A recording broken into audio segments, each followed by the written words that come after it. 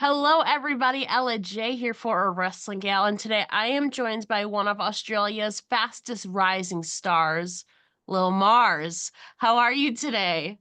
I'm good. How are you? I am so happy to be talking with you. Like we said, you are from Australia, but right now you're a little bit closer to me. You're in the United States for a little bit of a trip. You got off the plane a couple days ago to Chicago. How has the US been treating you so far? I love it here. I've just come from LA. It was hot and it was a lot like Yeah. Queensland, Australia there. But I've just landed in Chicago a day or two ago, and I think it's such a beautiful city. It's so old and so like the landscape is just so quaint. So it's really Yeah. nice. I'm really stoked to be here. Yeah, obviously we'll talk a lot about your upcoming plans for the US in a little bit, but I kind of wanted to reel it back a little bit because I really find it interesting. Obviously, Mars is part of your real name, but Yes. does it have a certain meaning behind it? Like, did your parents ever tell you if it had any special significance when they named you? That's a good question, actually. No one's ever asked me about that. So Mars is actually short for Marsia, and it's my Yes. grandmother's name. So that was kind of I always went by Mars growing up, just because it was I don't know, I guess easier. It my like people, even though it's really easy to spell, people would always have trouble saying it. So I just went by Mars, and that kind of then became synonymous with me. I never really went by my full name. But yeah, I like it too. It's really very cool too, because I don't know anybody named Mars, other than like Sailor Mars from Sailor Moon and all of that. But it's really cool, and so I kind of liked it. Is where does I assume Lil comes from? Because you're a bit of a shorter competitor. Is that where it came from for the Lil Mars part of it? yeah, pretty much. I think the story goes like I started and I was small, and it was Yeah. the time that Little Nas X was like a big deal, Ah. and so people would call me Little Mars X. And then when I was coming up with a wrestling name, I had all these names, and someone said to me, "Why don't you just go by Mars? Like that's a wrestling name." And then I was like, "Oh yeah, I should." And then I kind of just like fell into being called Little Mars. See, I find that interesting because music has always been a big part of you. You worked in the music industry for 10 years before going into professional wrestling. Can you tell us more about I have no idea, that's pretty broad. What exactly was your work like in the music industry? Can you tell us more about that? Yeah, definitely. Wow, I feel like you've really done your research. This is fun. So I mean, I did a lot of different things. Primarily, I was a stage manager and tour manager. So my job was generally to book and manage tours domestically. So I would book a tour, or not necessarily at the same time. Like towards the end, I was doing more of the Mhm. booking of tours. At the start, which was my big passion, what I really loved to do was going on tours and managing tours. So I would help a band plan a tour. I would map out the day by day. I'd work out how long it would take us to get from city to city, where we should stop for food, like all the different places. And yeah, go with them and make sure everything ran smoothly on the shows and between the shows and be the liaison for the venue. And yeah, so then towards the end, I was booking those as opposed to going on them. But yeah, something I was really passionate about. Do you have any like I don't know, was it like specifically like rock and roll bands or did it was like wide ranging like the tours that you would be on before I ask further? Mainly metal, yeah, metal and rock. I worked for an indie band for a big chunk of that time, and Yeah. then towards the end I was working for like an indie metal promotion. Yeah, so I feel like the perception of a lot of like rock and metal bands is they're like crazy lifestyle and all of that. Do you have any like crazy road stories of you being on tour with these bands, going all these different places? Oh man. There was I mean, I don't know if it's like a crazy story, but one Okay. time I like slept in a cave in Alice Springs with a band because we were playing a festival out there, and we just decided like we want to go party. Basically, they decided that. Yeah. So we all took a van and drove out to the literal like. There's photos of me in like the actual desert next to a big fire. There was like a snake. We had to get rid of this snake, and we were all like, "Oh my god! If anyone gets bitten, we can't get help because everyone's drunk. We can't drive. There's Yeah. no reception out here." So just stuff like that you wouldn't do in your day to day life. I don't know if it was like crazy, but it was fun. It was good memories. Well, I mean, depending on the type of snake it is, I would say, yeah, that's definitely a little bit out there, especially if you're all partying. Like, what do you do if it's like a venomous snake, in Australia and all? I have no idea. Thank God you all, came out okay. Yeah. Would you sleep in a cave again? Look, like I think I checked that off the bucket list, and it was a Okay. great experience and a wonderful story to tell. But I don't think I'd be putting my hand up to do it again. Okay, that's fair. Now, does your personal music taste kind of lean towards that metal rock genre, or is it more like broad in that aspect? Yeah, when I was younger, definitely I was a really big metalhead. Nowadays it's definitely more broad. I'm a massive Taylor Swift fan these days, which I always was, but I kind of like when I was an edgy teenager, I was like too cool for that. So I kind of slipped out of being a Swiftie and then slipped back in when I realized it's Mm. actually really cool. Um, but yeah, Were you able to attend any of does she have Australian dates coming up, or was it already? I don't already. remember. Were you able to attend any of them? I know, like, Ticketmaster and all that was crazy getting a hold of tickets. Unfortunately not. I was not one of the people who got tickets, but that's okay. She didn't do a show in Brisbane, so if I had got tickets, I would have had to travel for the show.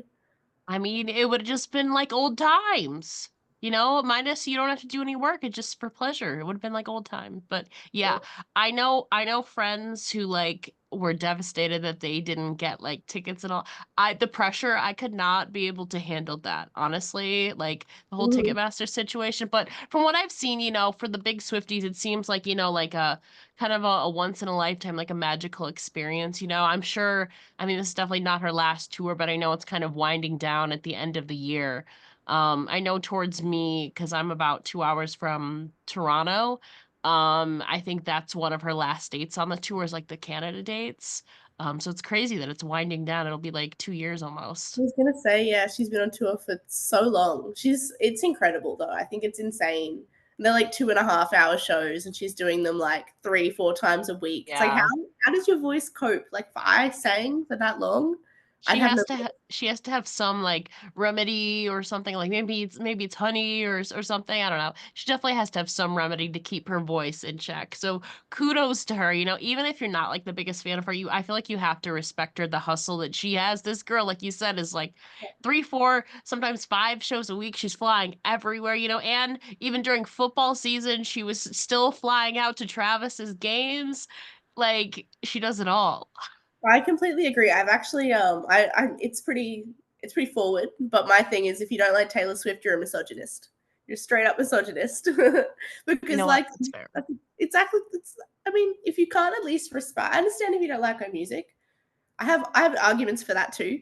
But if you don't like her music, that's fair. Each their own. But if you're like one of those people who's like, I just don't like her, like you're an Mm. absolute misogynist.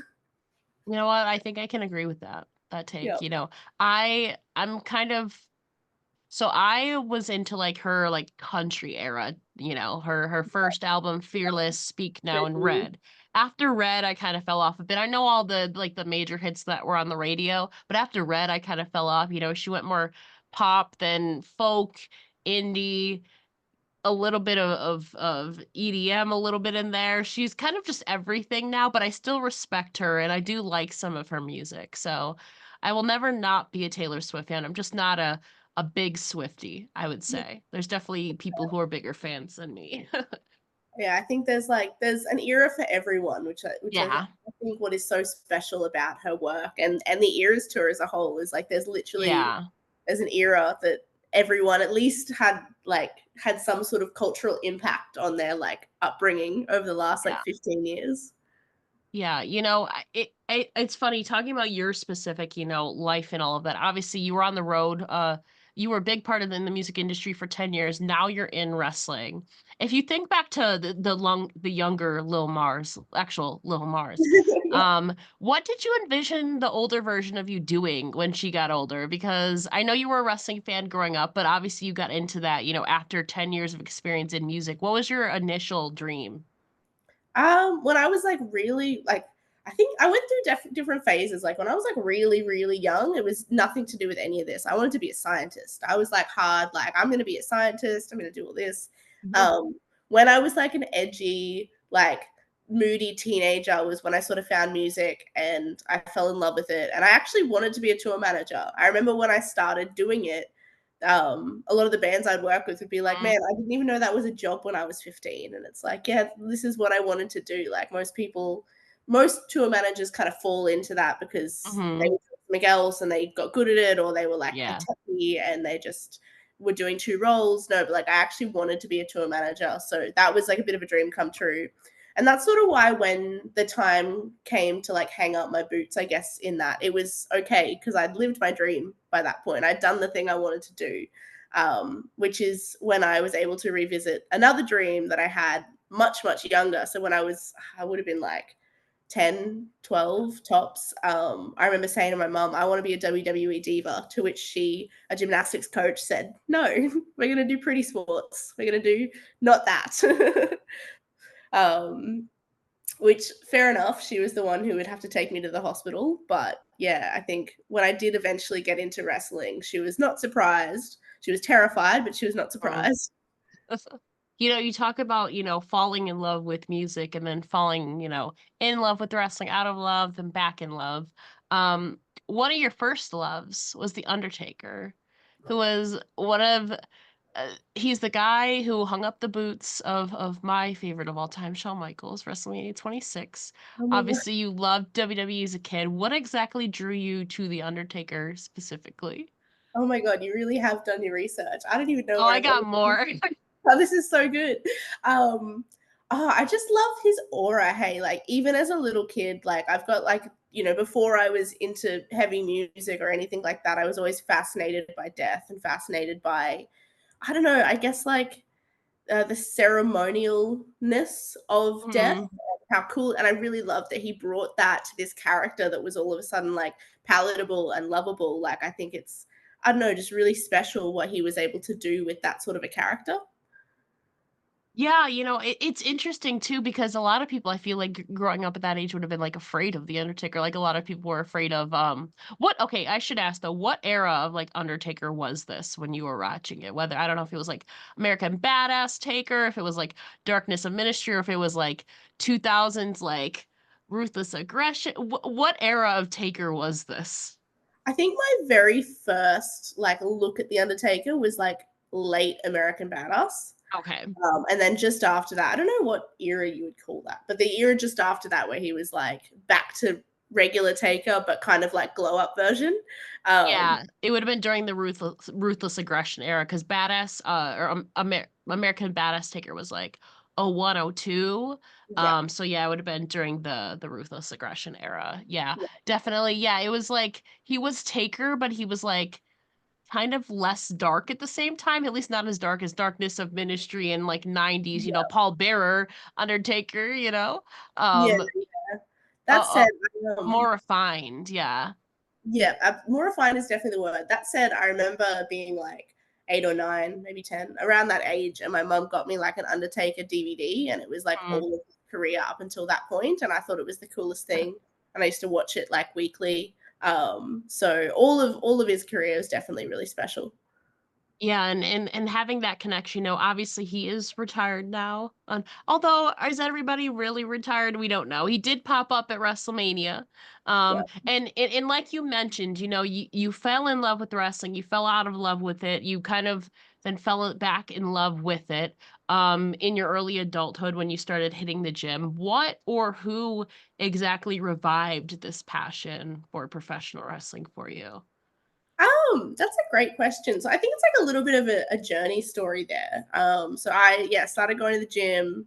At the same time, I was working in a job where we sponsored a football team, so I had to get KO. I don't know if you have that here in the States, but it's like the sports streaming service in Australia. I had Okay. to get KO because I had to know what was going on with the football. And then Yeah. when the same, like literally just by coincidence at the same time, KO had done it, like Fox had done a deal with WWE. And so WWE was now on KO. And I was like, oh my Wow. God, I used to love WWE. And then when I started watching, it was like around that time, like just as Rhea Ripley moved up to Raw. And she was coming on the TV and I was like, wow, this chick's like Australian. Like I didn't think that Australians, I thought that the only girls who ever got signed to the WWE were like, you know, cheerleaders in America. Like I Yeah. didn't think that girls in Australia even wrestled or we had wrestling here. So that was a big like, whoa, like Australian girl. And And you then had the inspiration of that time, and Tennille, Emma was still there at that time as well, yeah.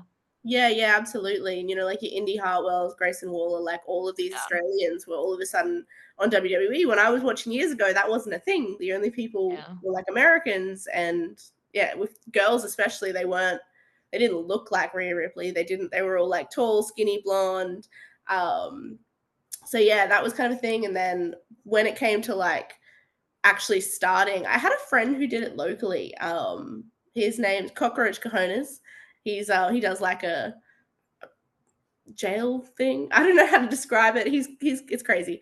But yeah, he's a good friend of mine, and I always thought like I'd seen him perform locally, but I was sort of like just thought it was a bunch of guys in a ring. Like I didn't really think like there was schools. I just thought that like I don't know what I thought. I just never questioned it. Yeah. So when I was living on the Sunshine Coast, moving back to Brisbane, so all of this kind of culminating at once. I hit up my friend and I was like, hey, like are there schools? Like, is there a place I can learn to do this? And he was like, yeah, man. Like, and he took me into 3 count, I think a month or two after that. And I just never stopped going. Like, just never. I became part of the furniture there. Oh, you certainly have, put the pedal to the metal since you've been training for over 2 years now, obviously over a year since your debut, and I feel like you've already done stuff that a lot of people haven't done in their entire careers, traveling abroad, especially in Australia because it's such like a bubble, I've talked to a lot of Australian talent, it's like it's kinda just, like, off by its own, it's, like, by itself a little bit, and so breaking out is a little bit hard, I've been told, but you've been able to do that, obviously, you're in the States right now, you also recently wrestled in Japan, which I think marked your official debut in Japan, with Ice Ribbon, so tell us about some of your main takeaways from this experience in Japan. Yeah, yeah, definitely. That was my international debut, and it came completely by surprise to me, to be honest. Like when I packed up my suitcase and went to Japan, the last thing I expected to happen was to get booked. I was just keen to go. Like you said, Ah, it's really hard to break out of Australia, and I sort of thought, well, Japan's not gonna call me, so I better go call Japan. Um, which was yeah just by sort of chance. I was like, where can I go, how can I do it? I am a little bit older than most people. I comment on that a lot and people tell me I'm not too old, but I feel old. So I was like, in Japan age is less of a thing. Like, yeah. people are much older in Japan, it's fine, like I'll go there. So I went there. I'd organized with Ice Ribbon to train there, and of course I wanted to get booked. Like I took my gear, but it was the literal last thing I thought would happen. So going there and training, I was training like I think there was like two or three 2 hour sessions a day, depending on the day. And yeah, training with Mio, training with their other senpais there, training with all the girls on the peer practice days, going out to Osaka with them to like work a show, even though I wasn't wrestling. I think they were just like, oh, we'll throw her a bone, like we'll chuck her on a show. I still, when Mio told me that she wanted me to wrestle on the show, I didn't, because obviously the language barrier was really big. I didn't Yeah. quite understand that she was asking me to wrestle on the show. She just kind of said a sentence, and I was like, yes, yes, Mia-san. And it wasn't until a couple of days beforehand that the girl there, Yappy, who speaks English, was like, oh yeah, by the way, congratulations on like the dojo match. I was like, oh, I And you're am. like, "What?" Yeah, literally, I was like, oh, like that is happening. I was so Yeah. confused.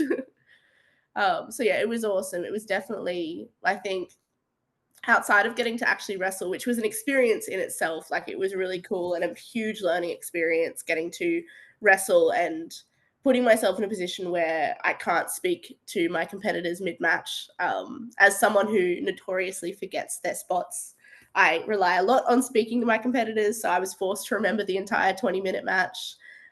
Which was, really big and exciting for me, and I managed to do it, which I was really proud of. But outside of that, just everything about Japan, like I got to shoot wrestle with Mio at one point, which was huge. That was like came off that day like I can die happy now.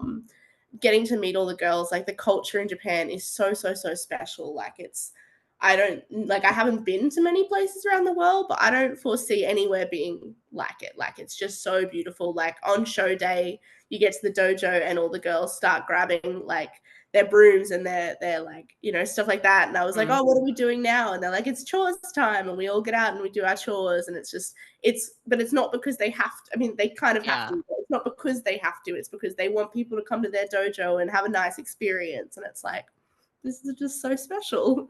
This is so sweet. Yeah, you talk about having the opportunity. You got to work with three of Japan's hottest stars. What an opportunity, despite the language barrier. I feel like sometimes you need to push yourself outside of your comfort zone, especially, you're used to talking, or you're used to talking with your competitors, but you really kind of couldn't in this scenario. So pushing yourself outside your comfort zone, despite the loss, I think what a learning opportunity for you. And obviously, hopefully we get you to return. What you said you learned a lot over there. Can you tell us some of the things you learned about yourself or wrestling through your time in Japan? Absolutely, yeah. I think, like, the biggest thing that I learned was that wrestling is so universal. Yeah. Like, you don't need to speak the language. Like, I trained there for weeks, and only a couple of times was there someone who could speak English and Japanese and was able to actually translate. You spend a lot of time, like, on Google Translate trying to, like, talk to Yeah. people, but I think when I was showing them, they asked me if I could show them my skills, which is, like, what they call their moves, I guess, and a lot of things, it was really easy. Like, once I sort of showed them like a back body drop, I was like, this one, and they were like, "Oh, yep," and they knew exactly what I was talking about. And I think it was really cool to see, as someone who had never wrestled outside of Australia and had been told a lot about, like, you go to the UK and like a drop down leapfrog is called a sleep leap, and I know that because my coach is trained in the UK. Yeah. But like, to go to Japan, where like we literally, the language barrier was so big and only few people speak English, and when they do, they speak very little English. um More than I speak Japanese, I will say, but Right. still little English. It was really cool to see just how much you don't need to speak the language to wrestle each other. Too, and you definitely made the most out of your experience there. You initially said you were going just to kind of explore the scenes, and one of them being the Tokyo Dome roller skate arena, where you donned a pair of skates for the first time in many years. So tell us about your experience there. Oh man, you really have done your research. This is great. This is fun.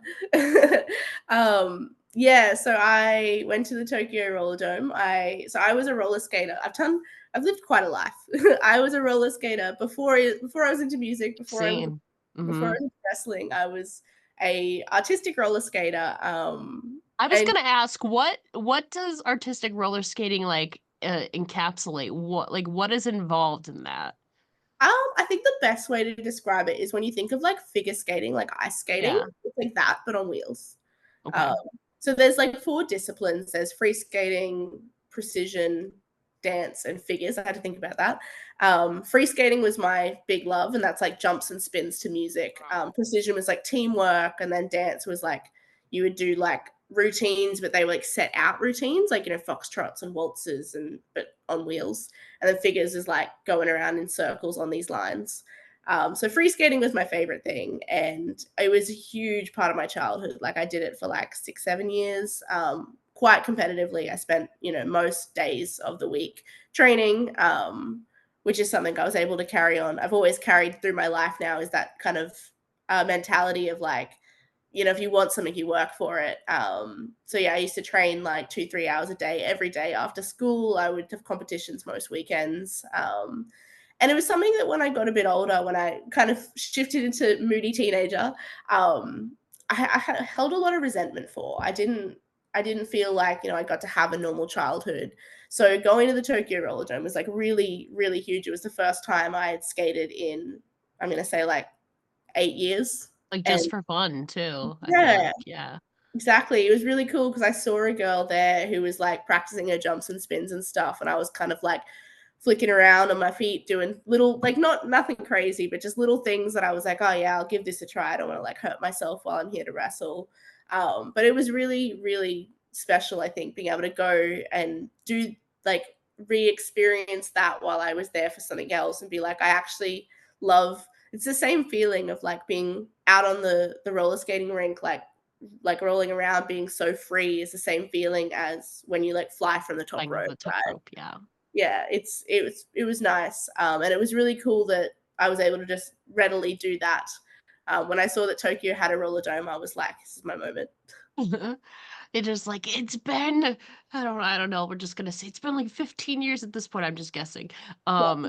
Sometimes you need that break to you miss something, absence makes the heart grow fonder or whatever the saying is, especially with that you made where maybe you felt it was like an obligation growing up. You're like, oh, I'm so sick. You're just used to one thing.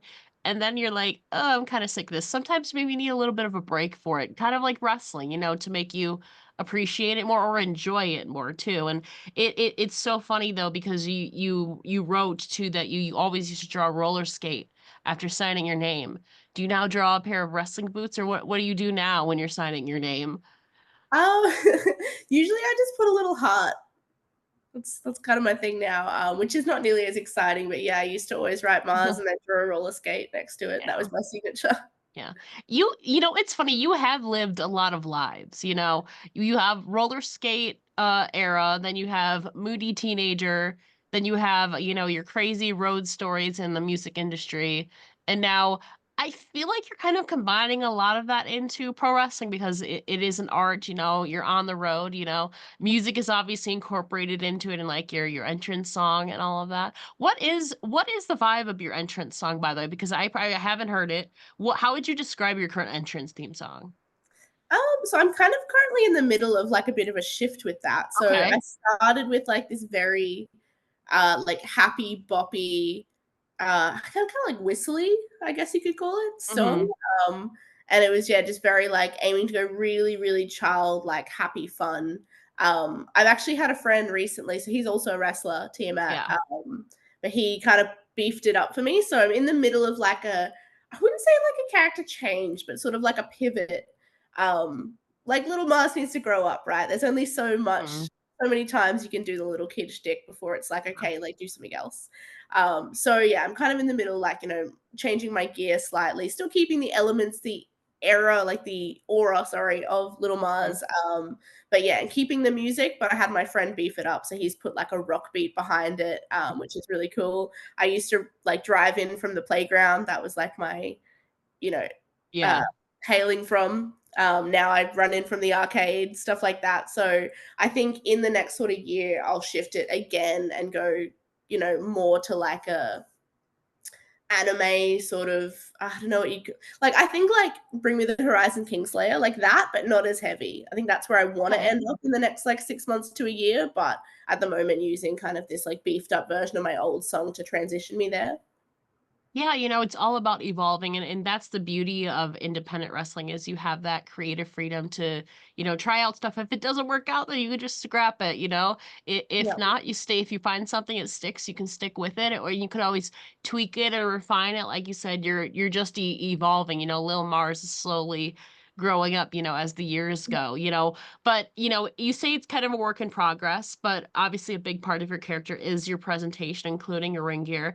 I loved the gorgeous purple gear you debuted a few months ago. What would you say? I know you said it's changing right now, you're kind of pivoting, but what would you say are your general sources of inspiration when you're crafting and envisioning your ring gears? What does that look like? What does that process look like for you?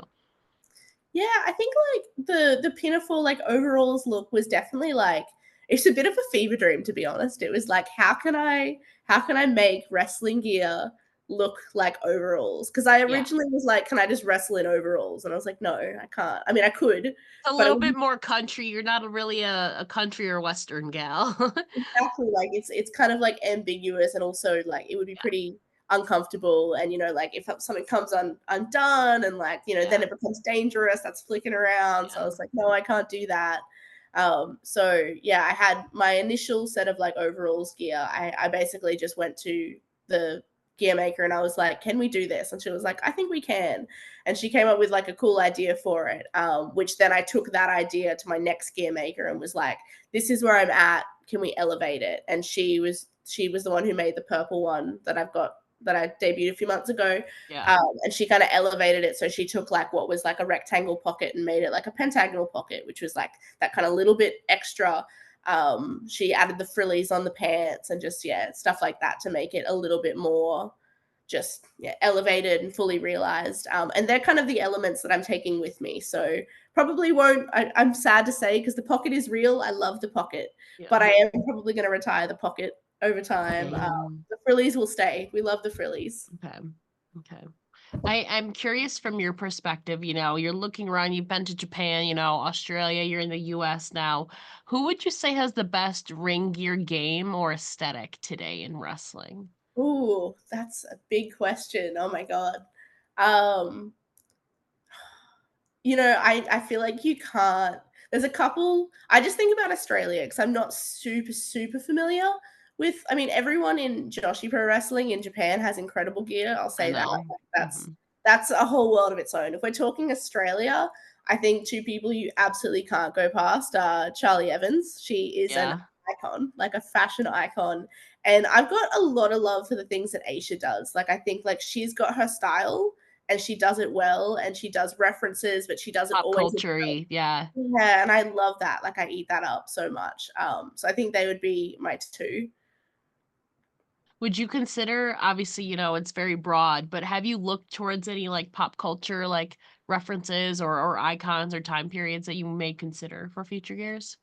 Definitely. I've been in chats with my gear maker about some toy inspired gear. Oh, I okay. won't spoil which toys, but yeah, we've been Okay. talking about toys.